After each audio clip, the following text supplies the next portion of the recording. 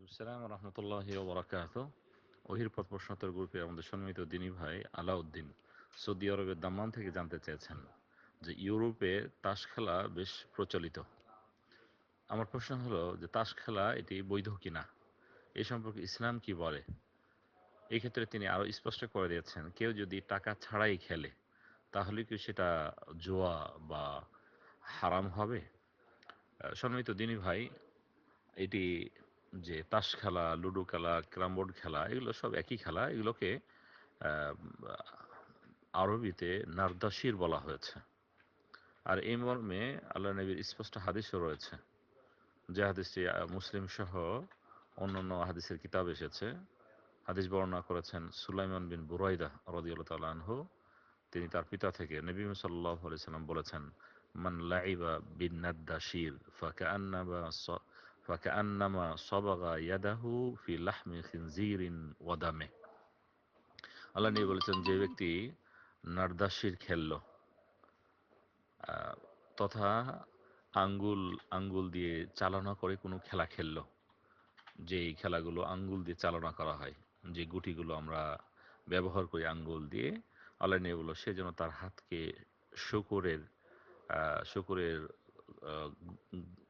গোশতে অথবা তার রক্তে মিশিয়ে নিল। তথা তিনি এখানে উদ্দেশ্য করেছেন যে শূকরের গোশত যেমনটি একজন মুমিন মুসলিমের জন্য খাওয়া, নাড়াচাড়া করা সেগুলোকে হারাম, অনুরূপভাবে এই ধরনের খেলাটিও তার জন্য হারাম। আর এই মর্মে যথেষ্ট হাদিসও রয়েছে।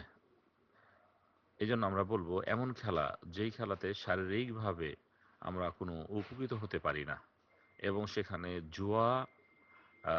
জুয়ার দিক থেকে মুক্ত, জুয়া মুক্ত, যেখানে জুয়া জড়িয়ে আছে, চাই সেটি শারীরিক উপকার হোক অথবা না হোক, জুয়া যদি থেকে থাকে তাহলে সেটি হারাম।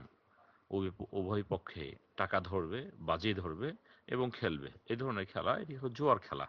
এই ধরনের খেলা হারাম। আর যেই খেলা শারীরিক কোনো ব্যায়াম হয় না, যেগুলো আঙ্গুল দিয়ে আমরা চালনা করি, যেটি আমরা উল্লেখ করেছি, দাবা, ক্যারাম বোর্ড অথবা লুডো, এগুলো খেলা নারদাসী, এগুলো হারাম। সাথে সাথে এমন খেলা যেগুলো শারীরিকভাবে মানুষ উপকৃত হয়, যেমন ফুটবল খেলা, হাডুডু খেলা, ব্যাডমিন্টন খেলা, কখনো ক্রিকেট খেলা, এই খেলাগুলো যদি জুয়া ছাড়া খেলা হয় তাহলে বৈধ হতে পারে, এগুলো বৈধ। তবে সবসময় খেয়াল করতে হবে যে শরীয়তের নীতিমালা যেন লঙ্ঘন না হয়। এমন পোশাক পরে পড়বে না যে পোশাকে তার লজ্জায় স্থান দেখা যায়, তাহলে কিন্তু এর ফলে সেটি হারাম হতে পারে। অনুরূপভাবে এমন সময় অপচয় করবে না যার দ্বারা নামাজের ক্ষতি হচ্ছে। নামাজ চলছে, তার নামাজ, খেলা চলছে, খেলা শেষ না হওয়া পর্যন্ত সে নামাজ পড়বে না।